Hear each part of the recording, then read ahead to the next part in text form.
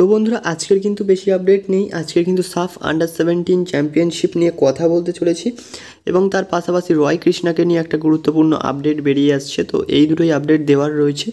তো মোটামুটি interesting update হতে চলেছে। তো ভিডিওটা স্কিপ না করে সম্পূর্ণ দেখার অনুরোধ রইল। তো চলো বন্ধুরা ভিডিওটা শুরু করা যাক।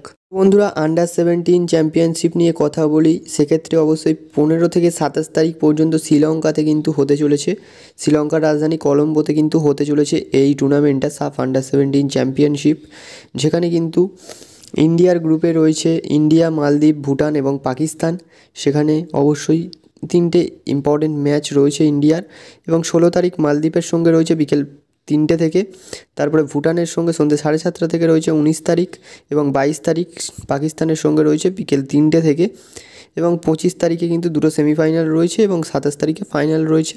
তো এই জায়গা থেকে বলতে গেলে এই টুর্নামেন্টটা ভারতের কাছে একটা প্রি সিজন টাইপের বলা চলে, কারণ এই ক্ষেত্রে এই যে আমাদের আন্ডার-17 দলের কোচ আছেন ভিভিয়ানো ফার্নান্ডেস, তো তিনি অবশ্যই দেখে নিতে চাইবেন যে এই মানে কোন কোন প্লেয়াররা আর কি এই মুহূর্তে তাদের দলের সঙ্গে যুক্ত থাকবেন আগামী, মানে কোন কোন প্লেয়াররা বর্তমানে ভালো ফর্মে রয়েছে বা স্কোয়াডটা সেট আপ করে নেওয়ার মতো একটা জায়গায় এই টুর্নামেন্টটাকে দেখছে অবশ্যই। কারণ আপনারা সকলেই জানেন যে 22শে নভেম্বর আহমেদাবাদে আন্ডার-17 এশিয়ান কাপ কোয়ালিফায়ার্সের ম্যাচ শুরু হতে চলেছে।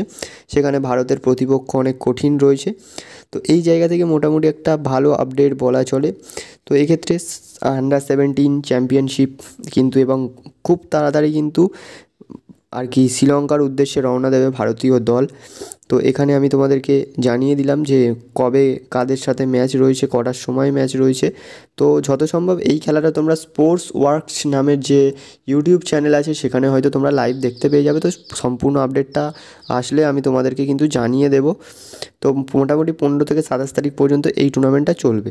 তো এবারে বন্ধুরা দ্বিতীয় যে আপডেট সেটা হচ্ছে তোমার রয় কৃষ্ণাকে নিয়ে। তো রয় কৃষ্ণাকে নিয়ে যে আপডেট বেরিয়ে আসছে সেটা কিন্তু অবশ্যই রয় কৃষ্ণা কিন্তু মাল্লাপুরাম এফসি, মানে সুপার লিগ কেরালার দল মাল্লাপুরাম এফসি, সেই দলে কিন্তু সই করে ফেলেছেন এবং তিনি কিন্তু চলেও এসেছেন আর কি দলের সঙ্গে যুক্ত হওয়ার জন্য, কারণ খুব তাড়াতাড়ি টুর্নামেন্ট শুরু হতে চলেছে। তো বন্ধুরা এবারে ভিডিওর শেষ আপডেটটা দিয়ে নিই, সেটা হচ্ছে বেঙ্গল সুপার লিগ নিয়ে আপডেট রয়েছে। তো বেঙ্গল সুপার লিগে কিন্তু অলরেডি 8টা ফ্র্যাঞ্চাইজির মধ্যে 3টে ফ্র্যাঞ্চাইজির নাম ঘোষণা হয়ে গেছে, যেখানে কিন্তু বোলপুর থেকে একটা টিম রয়েছে কোপা টাইগার্স বোলপুর নামে, এবং আর একটা নর্থ বেঙ্গল ইউনাইটেড এফসি রয়েছে, এবং আর একটা রয়েছে হাওড়া ওয়ারিয়র্স।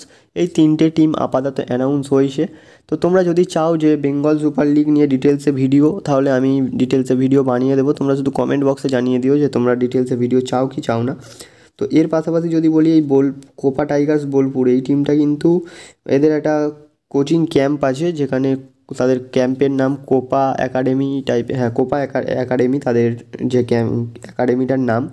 তো এই জায়গা থেকে দাঁড়িয়ে তাদের সঙ্গে চার্চিল ব্রাদার্সের টাই আপ আছে, প্লাস তার পাশাপাশি আর একটা তোমার লালিগার একটা ক্লাব আছে, সেই ক্লাবটার সঙ্গেও কিন্তু টাই আপ রয়েছে। তো আপাতত আমি ক্লাবটার নামটা মনে পড়ছে না, আমি ডেসক্রিপশান বক্সে নয় ক্লাবের নামটা জানিয়ে দেব।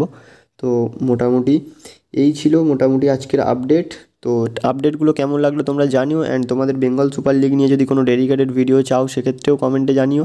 তো ভিডিওটা বন্ধুরা এখানেই শেষ করছি, দেখা হচ্ছে পরবর্তী কোনো ভিডিওতে। Thanks for watching and keep supporting. তো তার আগে বলে নিই, ভিডিওটা ভালো লাগলে একটা করে লাইক করে দিও, চ্যানেল নতুন হলে অবশ্যই কিন্তু বন্ধুরা সাবস্ক্রাইব করে দিও। তো দেখা হচ্ছে পরবর্তী ভিডিওতে। থ্যাঙ্কস ফর ওয়াচিং বন্ধুরা।